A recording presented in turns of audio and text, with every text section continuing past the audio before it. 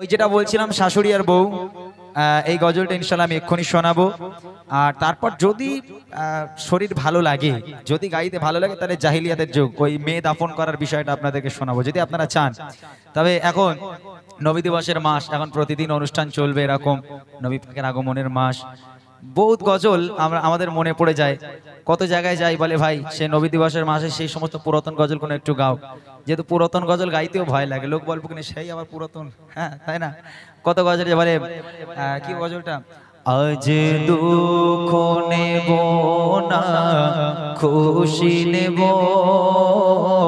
খোদা গো তুমি দাও না বলে, আজ দিনেতে রসূল এলো আর এই দিনে বিদায় নিলে, আজ দুঃখ নেব না খুশি নেব, খোদা গো তুমি দাও না বলে।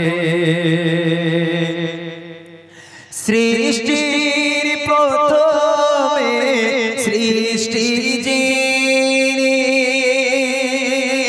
আরশে মুআল্লা রেখে তারে বিশ্ব নিখিলের জানিয়ে দিলে, পাঠাবো এমন মোর দিলবারে, সেই রূপ দেখিলে বিশ্ব জাহান মোর, সেই রূপ দেখিলে বিশ্ব জাহান মোর, দরুদ পড়ে দুলে দুলে, আজ দুঃখ নেব না খুশি নেব, খোদা গো তুমি দাও না বলে।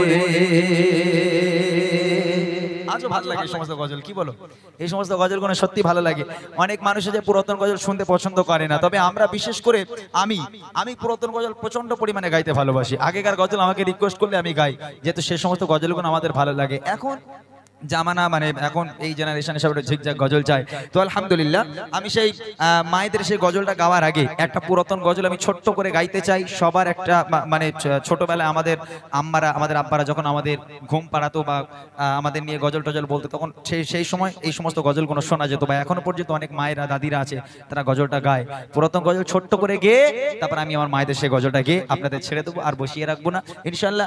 25টা মিনিট 20 থেকে 25 মিনিট আমার সঙ্গে আর একটু সময় দেন।